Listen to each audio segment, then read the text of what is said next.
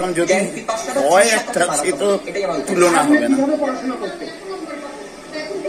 Break learning method, আমি মাধ্যমিক দেওয়ার পূর্বে পাথফাইন্ডার প্রচেষ্টা এরকম একাধিক মক টেস্ট দিয়েছিলাম। তো পাথফাইন্ডারের মক টেস্টের পরবর্তীতে বেশ কিছু আর কি ওয়ার্কশপ হয়েছিল। সেখানে টিচার আমাদের বলেছিলেন যে ব্রেক লার্নিং মেথডে পড়াটাই সব থেকে ভালো উপায়, কেননা ম্যারাথন লার্নিং এর মতো যদি আমি একটানা পড়তে থাকি কোনো বিরতি ছাড়াই, তাহলে সেই পড়াটা ততটা প্রোডাক্টিভ হয় না। সেক্ষেত্রে মাঝে মাঝে ব্রেক দিয়ে প্রতি 40 মিনিটের পরে 5 থেকে 10 মিনিট ব্রেক দিয়ে আবার পড়া, সেটাকেই আমি সব থেকে শ্রেয় মনে করি। বোর্ডে প্রথম এটা কি এক্সপেক্ট করেছিলেন? প্রথম এক্সপেক্ট একেবারে করিনি সেভাবে আর কি, তবে প্রথম 10-1টা কিছু করবো ভাবছিলাম।